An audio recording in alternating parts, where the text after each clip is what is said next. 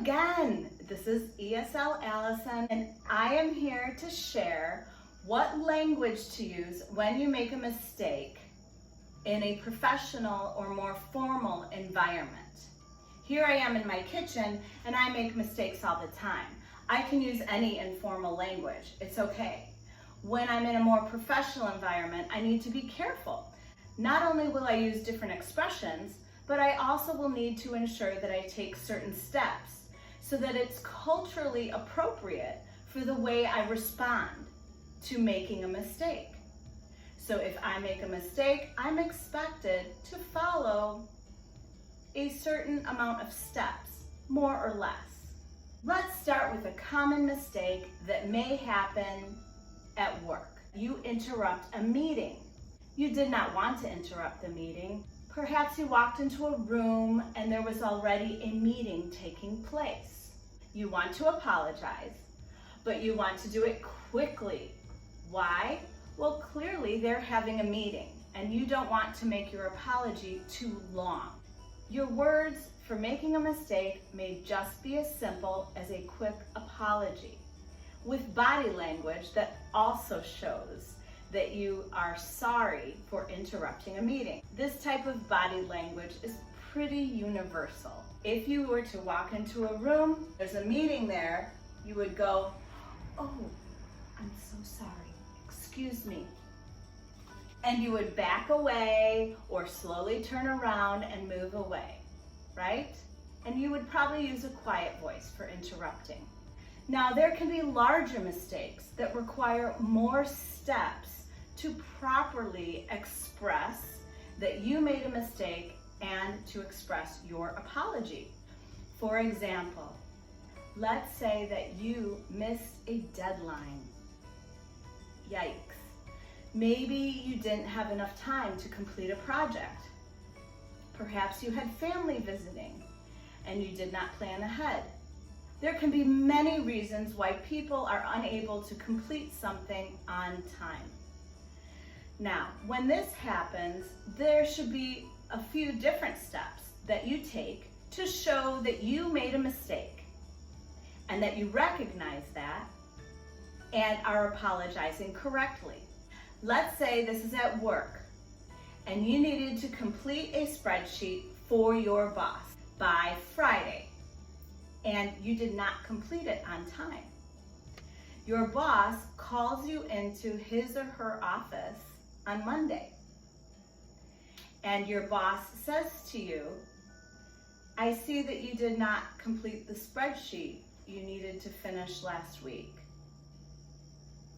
What would you say? Go ahead, practice. Imagine I am your boss and you need to apologize for not meeting a deadline.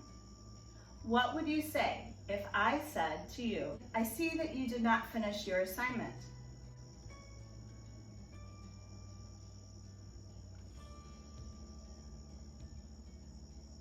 How do you feel when you use that language? Does even the thought of it make you feel a little bit nervous? Very common. That is why it's very useful to have expressions that are ready to go for when you do make a mistake at work, so that you can sound calm and responsible when expressing yourself in English. If you miss a deadline, the first thing would be to say, "I'm sorry," or "I apologize." So to apologize is the first step.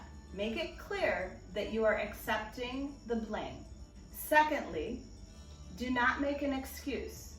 Do not say, "But I was so busy," or "Oh, I had so many assignments," or "Oh, I was too tired." No, those are called excuses. The next thing to do would be to perhaps give a reason.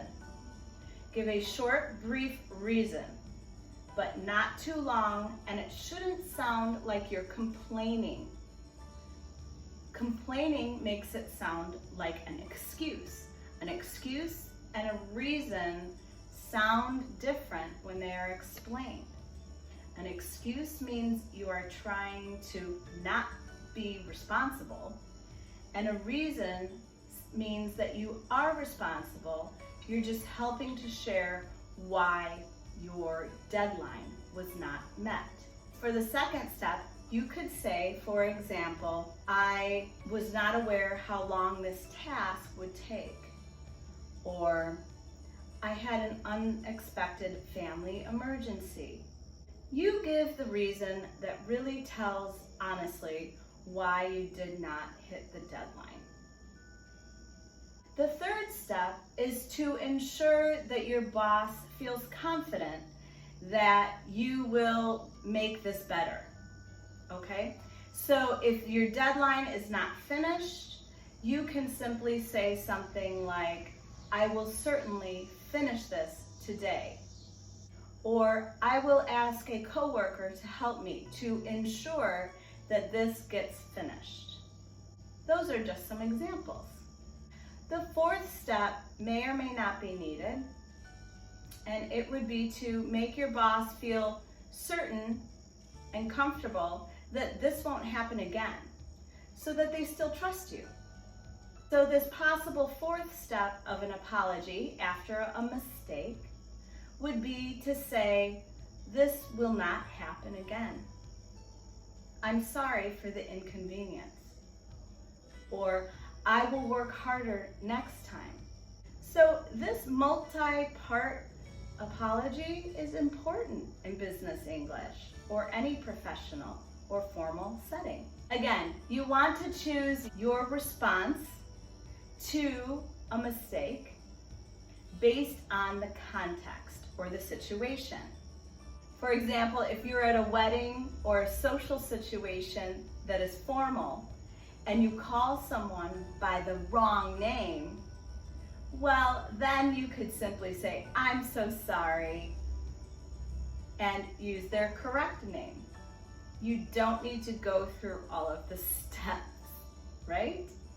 I hope this video helped clear up a little bit between the difference of English when you make a mistake, when it's formal, and when it's informal. I would love to hear your feedback. Did this help you? Which parts were helpful and which parts would you like some more information about? I can always do another video to share more information on the subject. I know students in the past have found this type of information very helpful. Thanks so much. Take care. Bye-bye.